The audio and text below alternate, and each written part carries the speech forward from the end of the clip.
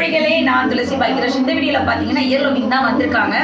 பாருங்கள் எவ்வளோ பெருசு ஹோல்ஸ் இருக்குன்னு. ஸோ டபுள் சைடுமே இந்த சைடு பாருங்கள், அதே மாதிரி இந்த சைடும் இருக்குது. ஸோ இப்போ ரெண்டு சைடும் பார்த்தீங்கன்னா நம்ம இயர் லோபிங் பண்ண போகணும். ஸோ அதை எப்படி பண்ணுறோன்றது பார்க்கலாம் வாங்க.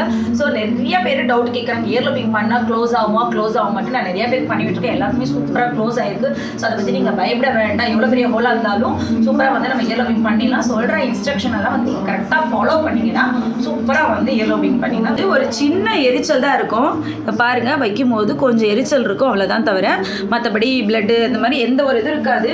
வைக்கும் போதே உங்களுக்கு தெரியும், நல்லா ஸ்கின் வந்து பாருங்கள், வைக்கிறதுலே பாருங்கள், அந்த லோஷன் அப்ளை பண்ணும் போதே வந்து ஸ்கின் நல்லா ஒட்டிடும். ஸோ நல்லா வந்து நம்ம அந்த இதை வந்து நல்லா அப்ளை பண்ணணும். நல்லா லோஷன் வச்சுட்டு ஸோ 10 to 15 days வரைக்கும் நீங்கள் வந்து டேப் பண்ணியிருக்கணும். ஸோ தலையில் வந்து தண்ணி படாமல் பார்த்துக்கணும். அதுதான் நாங்கள் சொல்கிற இன்ஸ்ட்ரக்ஷனு. அதெல்லாம் நீங்கள் கரெக்டாக மெயின்டெனன்ஸ் பண்ணிங்கன்னா உங்களுக்கு சூப்பராக வந்து இயர் லோபிங் வந்து நல்லா க்ளோஸ் ஆயிரும். ஸோ நல்லா வந்து டேப் பண்ணி விட்டுணும் நம்ம. ஸோ ஒரு டபுள் சைடு இந்த மாதிரி தான் நம்ம பண்ணுறோம். ஸோ பாருங்கள், இப்போ டபுள் சைடு நம்ம டேப் பண்ணிட்டோம். ஸோ உங்களுக்கு இந்த மாதிரி இயர் லோபிங் பண்ணணும், பெரிய பெரிய ஹோல்ஸ் இருக்குது, நம்ம பெரிய பெரிய ஸ்டெட்டு படமெல்லாம் நிறைய பேர் ஃபீல் பண்ணிட்டு இருப்பீங்க. கண்டிப்பாக நீங்கள் ஃபீல் பண்ண வேண்டாம். துளசி ஸ்ட்ரிப் வந்தீங்கன்னா சூப்பராக இயர் லோபிங் பண்ணிவிட்டு பெரிய பெரிய தோடு போட்டு நல்லா என்ஜாய் பண்ணலாம். நன்றி, வணக்கம்.